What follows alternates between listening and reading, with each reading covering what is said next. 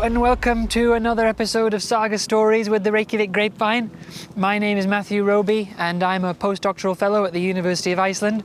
And today we've brought you to Íslendinga, which is the site of the recent volcanic eruption, in order to talk about volcanoes in the Sagas.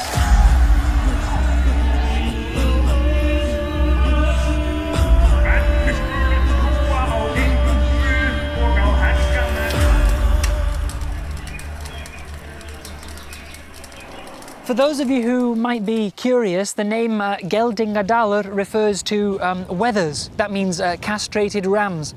The word gelding actually exists in English, although it's not common in everyday speech. In English it usually refers to a castrated male horse, although it can refer to any castrated farm animal. But in Iceland, where sheep have always been and still are so important to the culture and the economy, gelding here usually refers to a castrated ram, so a wether. So Íslendinga means the dale of the wethers, or the valley of the wethers, and you might have heard and read a lot about this, which they're calling Íslendingadalsgos, which means the eruption in the valley of the wethers. Now, it's often said that medieval Icelandic literature doesn't make a lot of references to the unique geological and environmental features that Iceland is so famous for among modern tourists. And that's true. There aren't any references to the Northern Lights. There are no references to geysers, like the one at Geysir, from which we derive our English word geyser. And there isn't even very much reference to the vastly different lengthening and shortening of the days, which is probably, if you've ever been to Iceland, is probably one of the most notable features. The reason for that, the scholars have given a number of reasons. On the one hand, some scholars have said, well, the sagas and other medieval Icelandic literature don't make a lot of reference to those features because they would have been so commonplace to medieval Icelanders. They were so well known that there was no reason to talk about them. I'm not sure that's quite true, because something like a volcanic eruption is still a very unusual event. It seems that the real reason that medieval Icelandic literature hardly ever makes reference to these unique geological and environmental features is because of the focus, the main focus of that literature.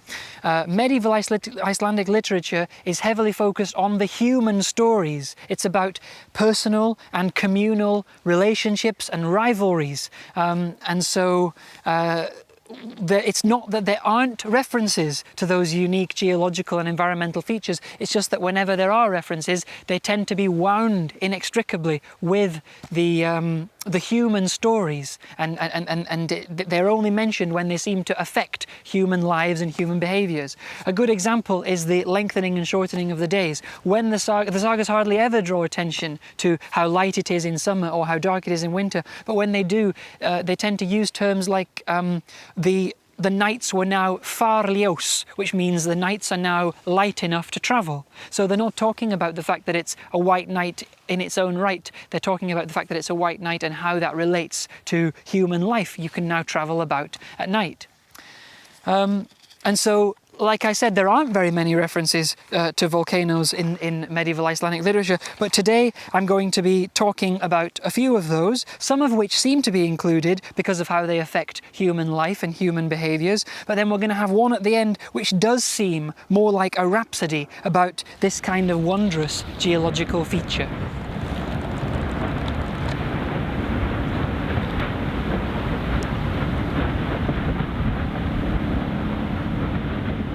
The first references to volcanoes that I'm going to discuss with you are some of the ones that I've already shared on my own social media channels, and that's the references that are found in the Samtíðarsögur.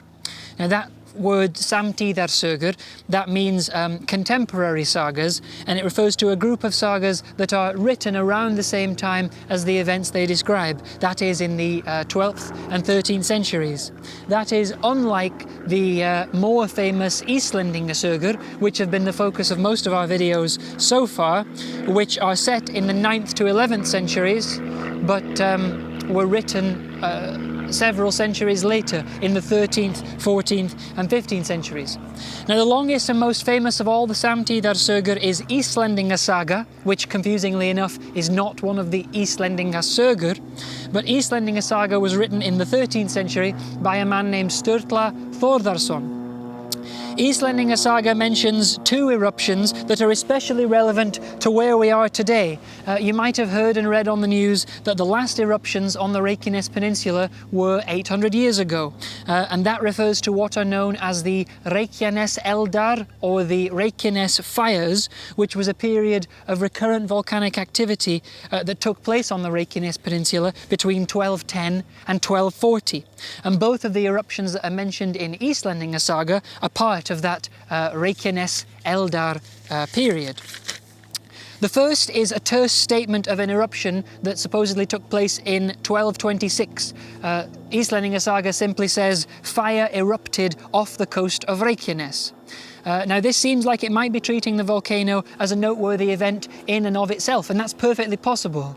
Even though volcanoes don't appear very often in the sagas, there's no reason to presume that Icelanders didn't think that they were unusual or noteworthy events.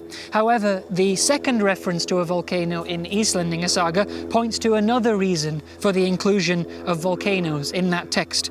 There's a reference in the year 1231 which simply says, "That was called a sand summer, because fire erupted in the sea off Reykjanes and there was much grasslessness." So here you can see perhaps the reason for the volcano being mentioned in the saga, and that is that it affects humans. This grasslessness refers to how volcanic ashfall from the volcano has covered the fields and valleys, and so the livestock can't get through it to reach the grass and other vegetation that they need to eat. And so they are going hungry, they are dying, and that has a knock-on effect on the human population. So that might be why we get a reference to the volcano at that point. And sure enough, when we go back to the 1226 reference, we find exactly the same thing. A few paragraphs later, we hear that there was a sand vetur, or a sand winter, due to which just one farm, more than 60 kilometers away, lost 100 head of livestock. So from these references, we can see that some sagas, like Íslendinga Saga, do show an interest in volcanoes, at least partially because of how they affect the lives of the Icelanders who were living at the time.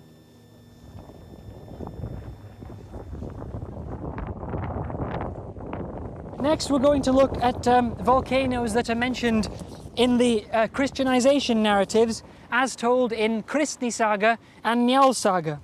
Now, as mentioned in our Þingvellir video, a volcano erupts at a particularly tense moment at the Althing in the year 1000. As you may remember, the Christian missionaries have been going around the island converting people for a few years at that point, and some recent Christian converts come to the Althing, but also many pagan Icelanders also come to the Althing, and each group brings quite a large force, and it seems possible even that violence might break out at the Thing. Now the Christians are going around Þingvellir singing hymns and burning incense at the Law Rock, which must annoy the pagans even further, and so they meet at the Law Rock and have a heated debate there. And the climax of that debate is when both sides, the Christians and the pagans, declare themselves no longer bound to each other by law. Now at that climactic moment, a messenger comes from the south and reports that a volcano has erupted, apparently about 40 kilometers to the south, near the farmstead of Hjalli actually, which was one of the churches that we visited in our video about Flóamanna Saga. So when this messenger comes, one of the pagans in the crowd shouts, "It's no wonder that there's been an eruption there. The gods are enraged about what the Christians here are saying." And so here we have evidence of volcanoes being interpreted as portents or omens, that is, connecting the environmental phenomenon of the volcano directly to human activity, suggesting that it is the wrath of the gods or it's responding directly to the possible Christianization of Iceland. But that significance is immediately questioned in the saga by one of the great chieftains at the time, Snorri Goði. He says, well, if that's why, if the gods are angry because of that volcano, if the gods are angry in causing that volcano, what exactly were they enraged about when the lava we're standing on now was burning? Though Snorri's statement is quite amusing, it criticises reading too much into a geological event like a volcano. It perhaps implies his view that volcanoes are strictly environmental events and not religious phenomena. Rather interestingly, it also shows that medieval Icelanders were quite aware that all the lava that makes up most of the Icelandic landscape was caused by volcanoes originally. And indeed, it sort of indicates that Icelanders saw that as something that was quite normal, quite expected. The extent to which Snorri Goði suggests that it is not interesting or not noteworthy is probably just due to the irony of his statement. Icelanders probably didn't think them as unnoteworthy as he suggests. It was probably just the result of the ironic nature of his rhetorical question. And then there is a second narrative which might relate to a volcano in the conversion stories, which is told again in both Kristni Saga and Njáls Saga. Before those tense events at the Althing in the year 1000, like I said, missionaries were going around the country trying to convert the Icelanders, and the pagan Icelanders are obviously very angry about this. And one group of pagans pays a man named Galdra Héðinn, or Héðinn the Witch, or Héðinn the Sorcerer, to kill one of the main missionaries, Þangbrandr, using magic. And then while Þangbrandr is riding westwards from present-day Kirkjubæjarklaustur to near the town of present-day Viki Mýrdal, the ground opens underneath him, and it says that his horse was swallowed up and all of his gear was swallowed up, but Þangbrandr managed to jump off his horse just in time and escape falling into the crack. Now, the geological details of this event are not made clear by the saga. It just says that the earth opened up and swallowed him. But it's possible that medieval Icelanders interpreted that as a fissure volcano, like the one that Geldingadalsgos was when it first started. I'm sure you saw pictures and videos of it opening as a crack in the earth before the magma came out and eventually caused the mountain over there. It could also just refer to a major earthquake, of course, cracking the earth and making a crack large enough to swallow Þangbrandr's horse. And alternatively, scholars have suggested that it could describe an event that might have happened and had volcanic origins, even if medieval Icelanders wouldn't have known of the connection to volcanic activity. The esteemed scholar Sigurður Nordal suggested that there are glacial cavities in that exact area of Iceland, which are there because of the way that the volcano erupts at Katla, which is nearby.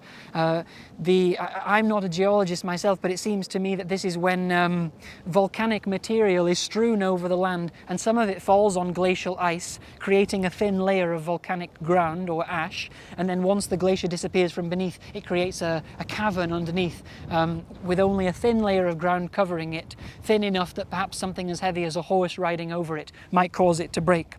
But in any case, this is another instance where volcanic activity might be included because of how it relates to human activity. They weren't describing the fissure itself in any great detail. That doesn't seem to have been their area of interest. Rather, they're interested in how the pagans tried to use the land to defeat Þangbrandr, and the story ultimately shows how Þangbrandr and his Christian god proved triumphant over this pagan magic.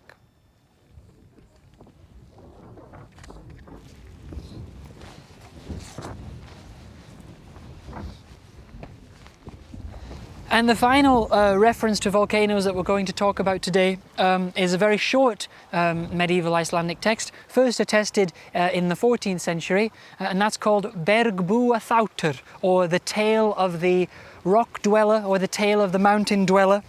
And this is a story about two men from the West Fjords who have to go to church one day. It's one farmer and his servant.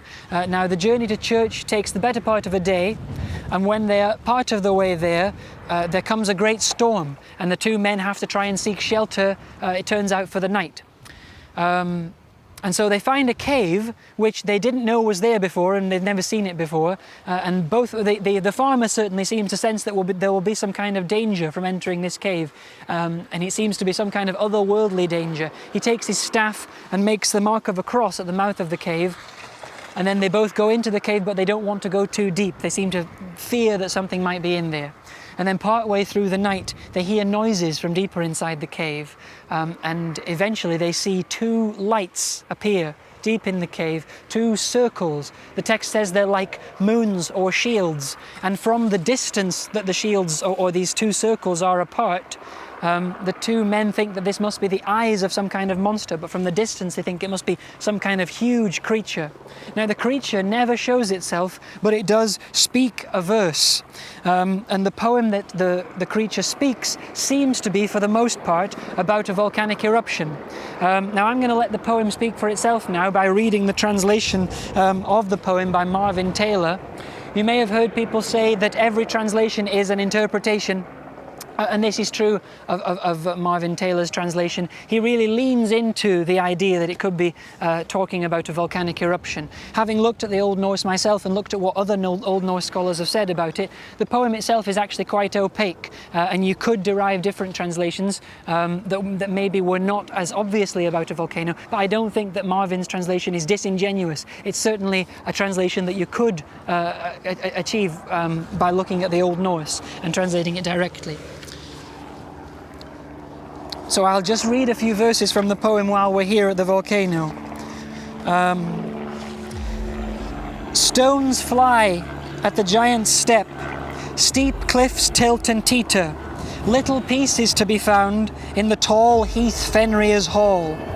Round the high crags hastens the hoary one, echoes roar, Hallmundur through the rocks, resounding treads loudly, resounding treads loudly. Dark flames spit and drive, split the mountain ridge, harshly rumble round the swarthy treasure strewer. Embers shoot, I say, rushing black, straight upwards. Round Hrungnir's hall is heard the roaring of the spark storm, the roaring of the spark storm. Crags and boulders burst, bringing death to many. Tremors rack the rockscape, resounding in the mountains. Thunder's hall echoes also, I've stamped across the stream bed, but others too are helping, quickening the quaking, quickening the quaking. The earth neck's raging streams rush in heavy rubble. One marvel more for men to learn of glaciers burning, but the oak of battle knows an older wonder. Greater far, its traces will always stand in snowland, will always stand in snowland. Dim cliffs break, the flame tongues blaze at faster paces. From the ground begins a strange new clay to flow. The heavens crack and split, giants come to life. Twilight comes from torrents, till the world's extinguished, till the world's extinguished. Harm is done by Thor, a warning often heard is, vex him, you regret it, the glacier kindlers killed. Fewer are the rock folk, my spirits sink, with reason, on my way earth inward, to black Surtur's conflagration, to black Surtur's conflagration. World to world, like snowfall, I fly, the air is ashen, thick rocks crash, Thor's moving, only he could cause this. Sorrows broadly written beneath the stone elf's brow. My brow when I travel, my sturdy eye shields tremble, my sturdy eye shields tremble. Alone in stony home, I live without a visit. I never was adept at entertaining humans. Learn by heart this flocker, fighters, if you fail, punishment will suffer. Oynir's well is dry now.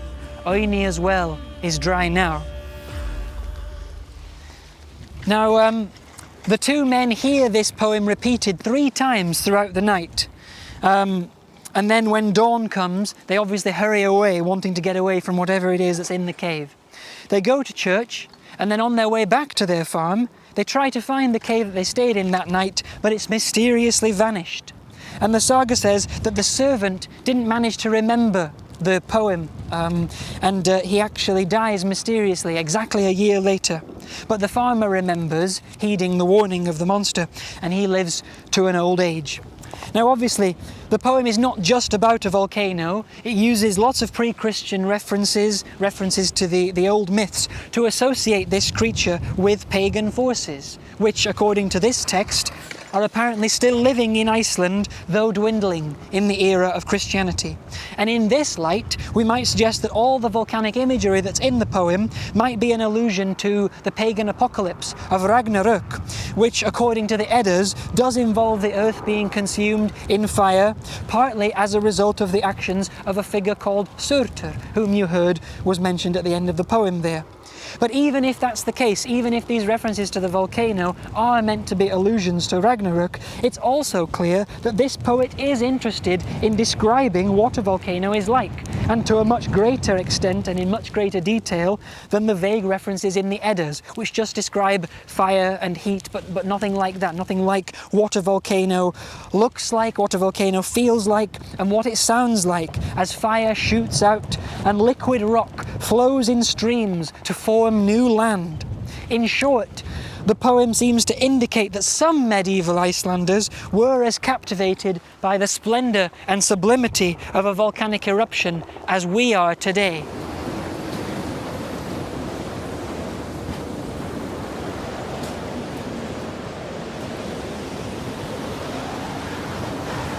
Okay, that's it for another episode of Saga Stories from the Reykjavik Grapevine. We hope you enjoyed it. If you did, please remember to like, subscribe and comment below. My name's Matthew Roby, postdoctoral fellow from the University of Iceland. I'd like to thank you for joining us, and we hope you'll join us again for another Saga story in the future. Goodbye from the land of ice and fire, and we look forward to seeing you next time.